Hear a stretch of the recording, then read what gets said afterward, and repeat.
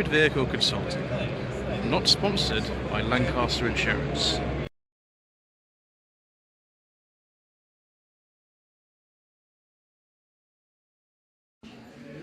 Good afternoon.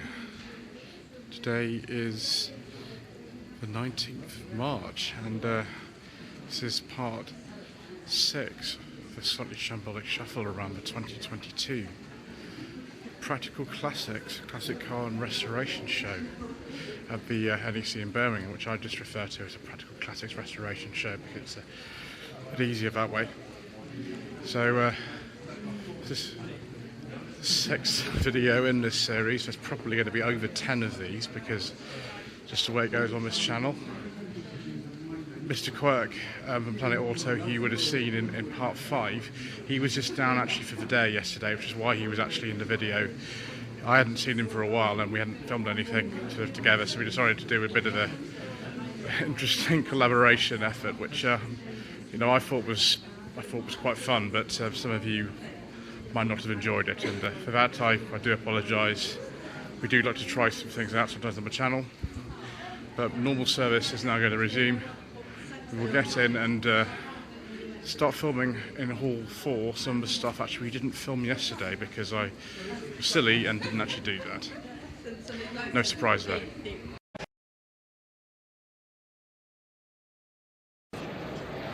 Well, here we are, viewers. We're actually inside Hall 4.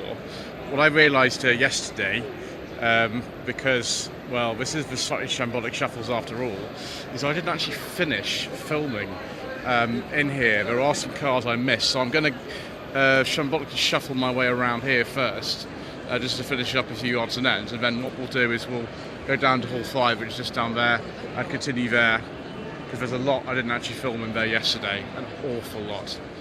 So this is the classic car stance right next to where Mr. Richardson and Mr. Seabrook and Stefan, my driver classic, are. And this is a Mercedes-Benz R107. This is also known as just the VSL. They were made for a very long time, I think 71 to 89. This is quite a late one. I don't actually know what year this is, to be honest, but it is rather nice. And of course, it has a beige leather interior with some wood. I do like a nice beige leather interior. I'm not sure we're going to see, you know, as many beige leather interiors today within the first 5 minutes of the video like we did yesterday, but you know, never know, we might be lucky. One of the major things I actually missed in this haul is this Volvo 740 Estate. That's actually, I think, quite a reasonable price for one of these days. I don't actually know what the mileage is on this. I mean, it's a red block in the Volvo, so it doesn't really matter in a sense, and it's a GLE, which I do like, viewers. So no beige leather interior, unfortunately, but yeah, this is an 89. My mother's 240 that she had when I was growing up also had this 2.3 engine, but it had a catalytic converter on it, which was no good really. Don't buy a 1990 model year 240 GL with catalyzer. It didn't go well. Spotted a couple of other things here that we didn't see. It's a very nice E36 BMW M3 Cabriolet. It's quite a late one, I think, on an S. So it'd be about 1998. It looks like they're doing a few things on this.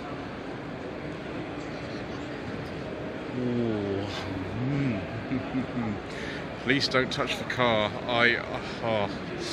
Yes. A very, very nice Mark II Jaguar 2.4 litre. Not actually sure what year this would be. Which in 1960, it's a very early one. And it's got a red leather interior, which is rather nice. This was the bottom of the range as far as the Mark IIs went. Yeah, it's manual, I think. Probably a Moss gearbox in these. It's got rear disc brakes. Very, very advanced at the time to have 4 disc brakes on your car. That's rather nice, viewers. And we just found some more delights over here. Bentley Mark VI. 1940 1948, so relatively early Mark 6. This, I think, is the standard steel saloon body on this. When we were married, my lady wife and I, in 2017, the wedding car we actually had, or the bridal car, was a Bentley R-Type, which was the successor to the Mark 6. They're quite similar. And the car I actually drove, that belongs to my cousin, is also a Mark 6, but it's got a special body on it, which was put on in the 1990s by his father.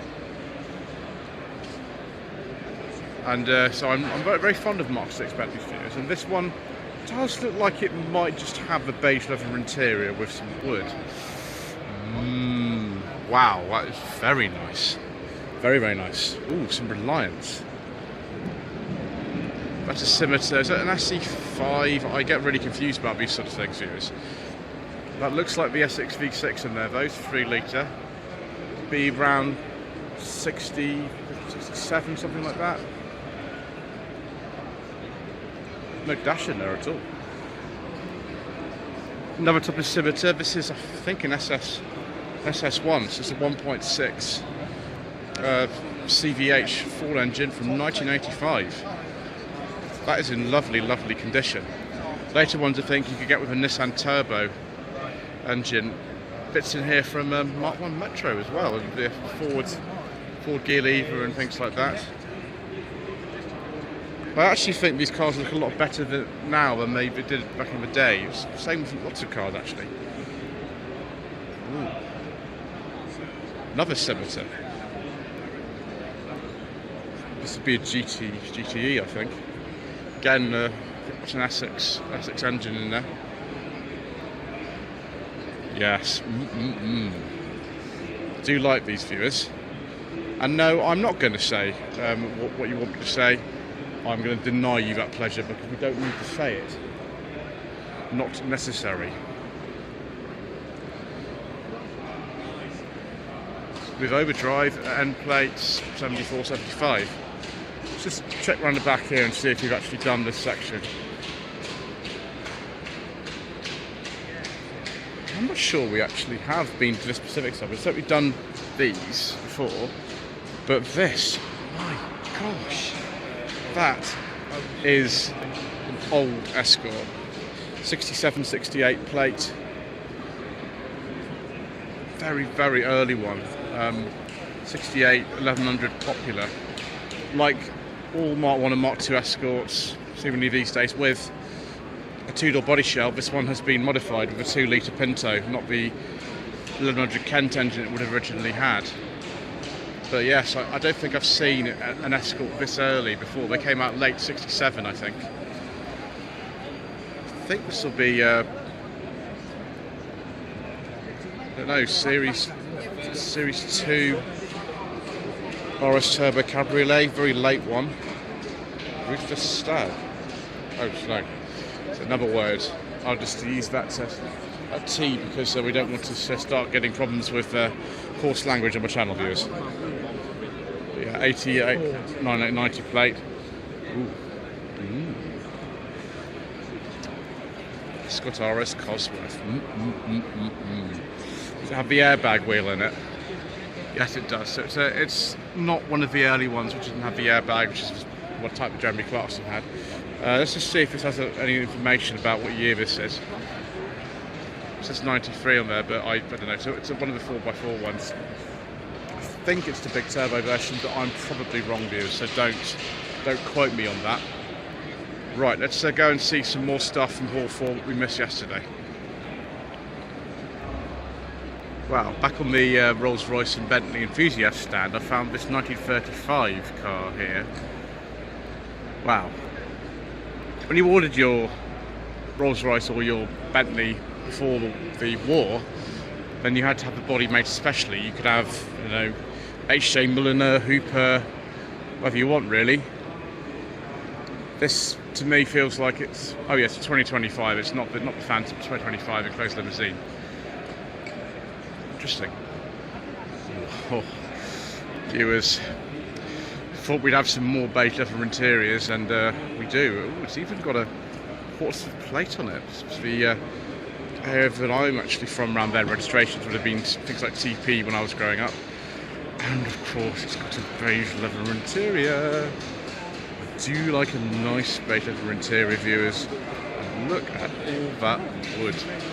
Look at this. It doesn't actually look beige on camera, it looks kind of white. Bizarrely, the camera is not really picking up the correct colour for it, but that is a beige interior. Do like things like this, viewers. 1995. Right, I think got a couple more to see in here, and then we're almost out of Hall 4. Now this is a rare car. It's a 1987 Peugeot 309 GTI. There's not a lot of these left actually, because a lot of these donated their engines to 205 GTIs back in the day. I mean, it needs a bit of work. It's not even got a front end on it, but I think that price is fairly reasonable, something like this. If there's actually an engine in it, yes there is, and there's a gearbox. Next to TT, this is a 3.2 Quattro from 2004, and they're quite right, it is a good usable modern classic. This particular one though, I don't know if it's worth that much, but you know, if you want to have it, there's for cool there. And what colour interior is that? It might be beige leather, it might be olive, I don't know. We'll have to consider that and make our way down actually now to Hall 5, where I was supposed to start earlier today, but because I made mistakes yesterday, viewers, it didn't happen. Never mind, it's just the way it goes on this channel. Wow, I found this Mach 2 MR2 in here, that looks pretty good. Sort of thing Lloyd's Mechanical Marvels would very much appreciate, I'm sure. I think it's a relatively early one, but there's like 5 revisions of the Mark 2 MR2s, and I can't be sort of bothered to sort of remember exactly which one that is. So we'll go down here anyway and move down here. It's a lot busier in here than it was yesterday, I must say. But that's always normal for these type of shows. Saturday's always the busiest day. Ooh, retro mini hire. Bex from Art by Bex is here. She always used to be at these events. It's a good thing because she produces some extremely nice art. Late Mini Cooper, this one be Mark 7. Go after 1995. Always easy to tell the last one's sort of caught interior. It's just a special one or something. It's got to be driver's airbag. Right, on we go. Past funny spinning rim things. Wow. It's a Mini on a 7980 plate that's got a Vauxhall red top engine there. But that's fast. Ooh, there's the Spitfire that we saw yesterday when I was filming with Mr. Quirk from Planet Auto. It's a 65 Spitfire Mark II. I think I saw this actually at one of the other shows last year. Remember the stand, of course. We started off, I think, doing things for Triumphs like this. Always amazed that this is just on a Herald chassis. It's lifted up, it's separate chassis. I think because they couldn't get all steel bodies from monocoques anymore at the time because their main supplier had just been bought by BMC. So there we go. For viewers, do like a nice Jaguar XJS, viewers, and I think I've seen one in particular specification that I prefer, but we're going to sort of build up to that, viewers. What we'll do is first we'll look at this one. 1988 XJS 5.3 litre V12 HE. What colour is that interior, viewers? Is that? No, it's sort of olive colour. And we've got wood. Now we're talking. That's definitely a beige leather interior. Do like a nice beige leather interior. Pretty all this wood in it. I am very much looking forward to driving the XJS I've been offered by somebody later on this year. So this is an 89, straight 6 in this one, 4 litre. One great thing about filming is that actually the filming makes the colours really stand out, even if it makes sometimes the interior colour a little bit wrong. Interesting wheels on this.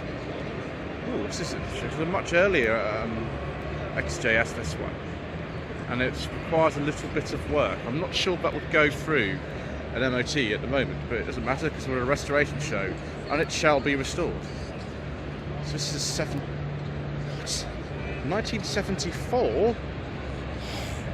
Viewers, this is kind of like the same sort of series as the car from Return of the Saint. There were 3 cars used in Return of the Saint, all white, and one of them was like a pre-production car like this. I wonder if this is a manual experimental vehicle converted to right-hand drive. So built 74, registered obviously 75 or 76 on that plate. The target is to get this car back on the road and fully restored by 2025.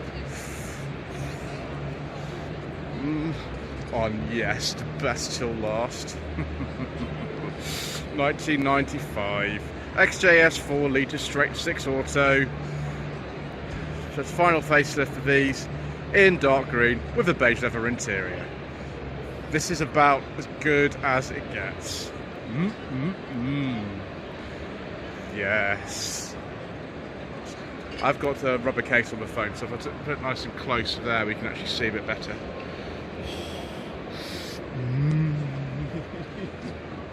Later cars didn't have the actual bar between the J and the S, like this one, and the buttresses are a little bit different from the earlier ones, I think.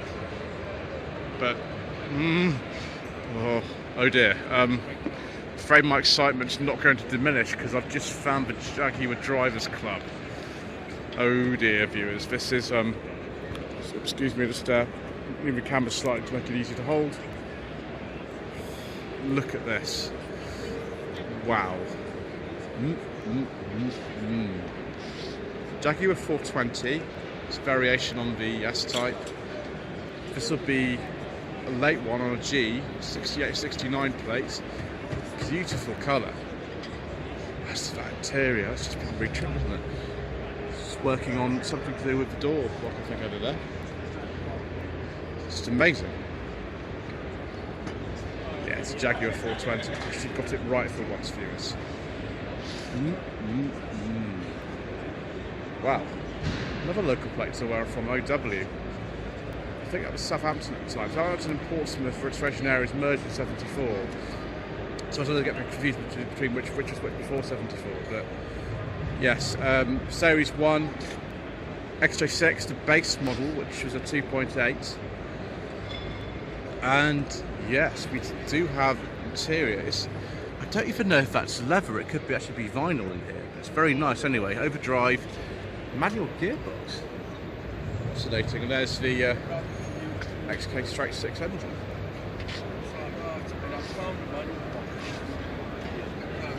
It doesn't actually look that bad, this one. There's a few bits to do, but too bad. Oh, viewers, not only do we have headlamp wiper action, we also have more beige leather interiors. So this will be a Series 3 XJ on a B, so 84, 85 plates. Someone else is just admiring the beige leather interior there. I can't say I blame him at all. It's a Jaguar Sovereign V8 engine, so does that mean it's a V12, viewers? I'm not sure. Another Sovereign here, X300 shape. I have actually driven one of these cars on second-hand classics. If I remember, I'll put a link in the description below to the review, but I might not actually remember, viewers. I'm very bad at this sort of thing, so I apologise in advance if I forget. But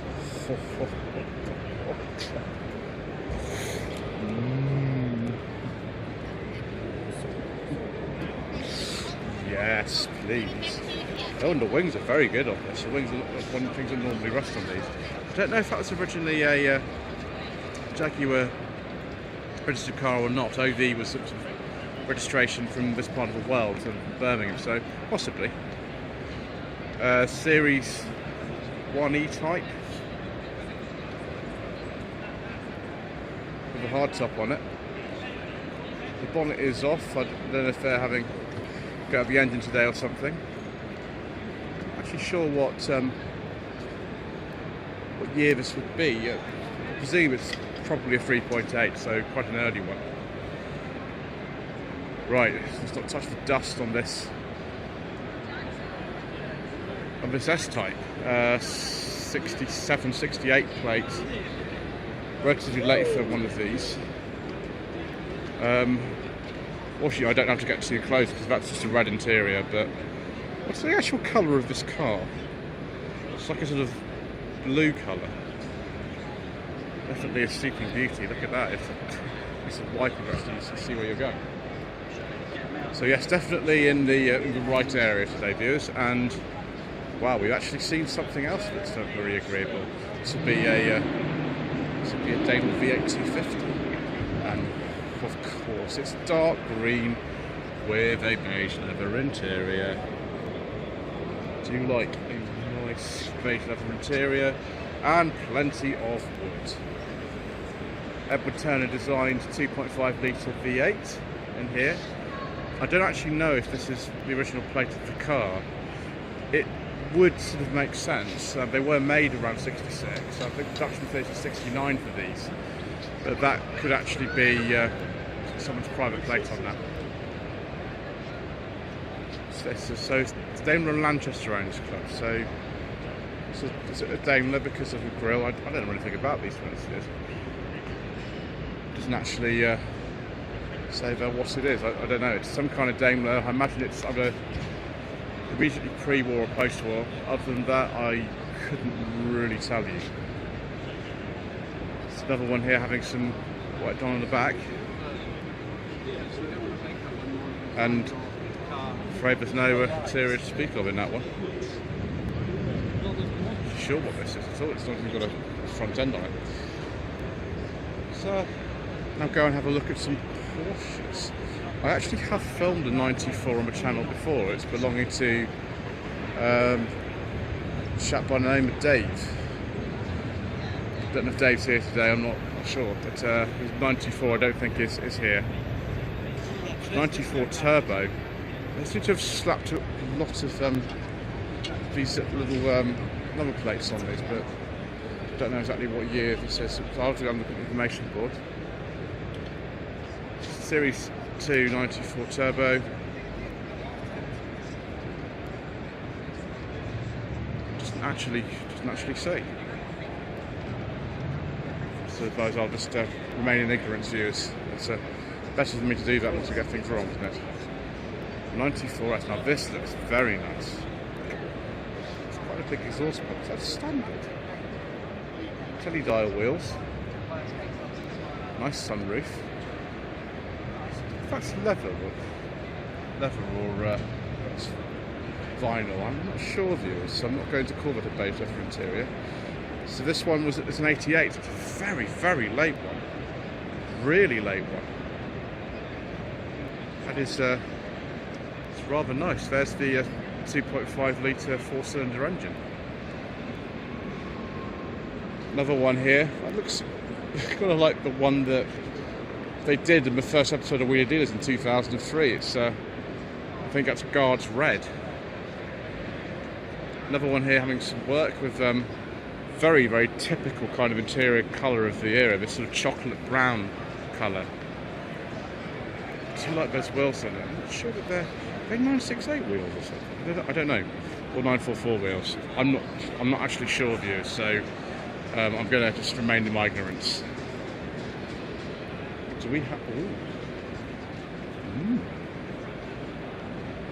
Riley 1.5 from 1958. The much, much more luxurious cousin of the Morris Minor with a bigger boot and things, and a far bigger engine. Wow, that again, the colour of the seats really, really stands out there. Is that Harold or a Vitesse? Don't know.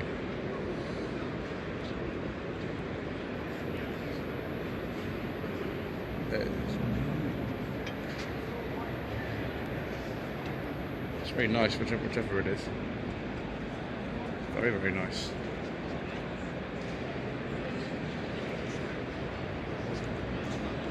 Honda CRX. I do like these. You don't see these very much anymore. I wonder if it's a CRX or a Del Sol. With the sort of incredibly kind of natty roof. It's ESI, so that suggests to me it's actually a CRX.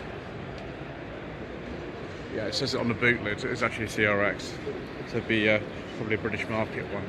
I love the optimism of the these gauges go to 145 miles an hour. I can't remember if this had the VTEC in it or not, but some of these didn't. They had the standard D series in them. I think I've seen this Land Crab before. Yes. 1968 Austin 1800 with the spares on the roof for London to Sydney. And then the Maxi from a little bit later on. Still quite an early one though, because it was in the 1970 rally. That's probably a 69 because plate 68-69. I think I've seen this before, but it's looking rather nice, I must say. Past the magic line, drove by the sea. 1937 Chevrolet Fangio. I don't even know what one of these is. Look at this. Look at the size of these wheels. I did hear a lecture once at the local classic car club we belong to, just called Test Valley Motor Enthusiasts, and somebody who actually went on the Peking to Paris rally. I think it was like 2019 or something. He went on it and gave a lecture. It's a grueling event. Really grueling. 1924 Sunbeam 1440. Can't say I know anything about these sort of things for this, but this is probably a pre-Roots car, isn't it? Reproduction tax disc from 1920s.